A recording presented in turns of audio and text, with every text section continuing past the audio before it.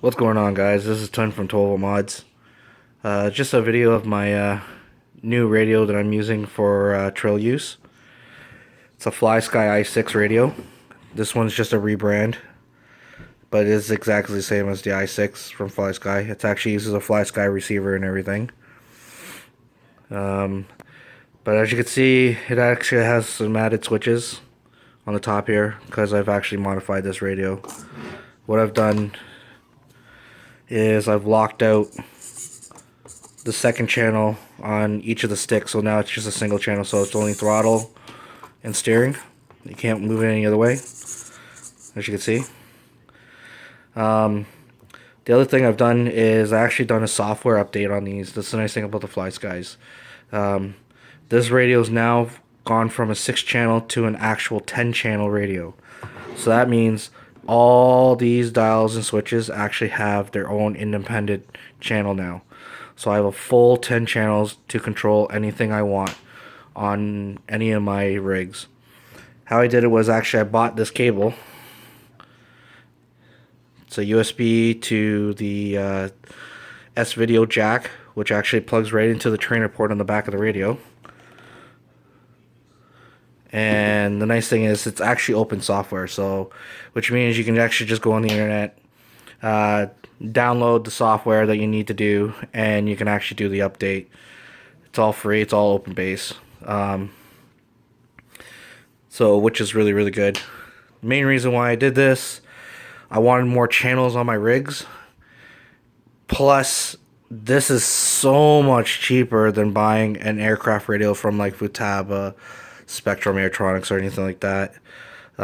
This radio here, you can buy brand spanking new, shipped to your door for under $60 with a 6-channel receiver, Canadian, right from like Bangoods, Bangoods.com. That's where you can actually get it. I actually ordered 4 more of these, so I can do the same thing and actually have whole bunch of radios. I'm actually building them for my buddies and that too. And again, they come with a 6-channel receiver, a 10-channel receiver will work for this controller. $18 shipped to your door, Canadian. Can't even go wrong with that. You can't even buy a 6-channel Spectrum receiver for that price. It's like they're almost, I don't know, $60-$80 or something like that. They're insane. So the nice thing is, let's say if I drop this radio and break it, order a new one. Who cares? You know, they're cheap. That's what the main reason why I did it, because they're cheap, but it's because it's software updatable. You can actually make it 10 channels, so now I have 10 channels to my access. So on to the next thing. As of right now, I only have my 6-channel receiver. I'm still waiting for my 10 channels to come in. I actually ordered a bunch of them, and I'm just waiting for them to come in. But I wanted to show you how the controller works now with the modifications I did. So these are the 2 channels that actually I removed from the actual sticks, and I moved them up here. One's a momentary, and one's a non-momentary 3-position switch. So this one here is the non-momentary, and then this one's the momentary. So as you can see, here, let me put this down like this so you can actually see. I'll flick the switch. You can see the servo move. Center it again, and then the other way. Center it again. Same thing with this. Dials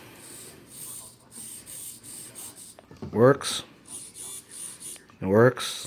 Throttle works. And steering works. So those are all the 6 channels right now that are working. These switches here will be working at their own independent channels that you can actually set.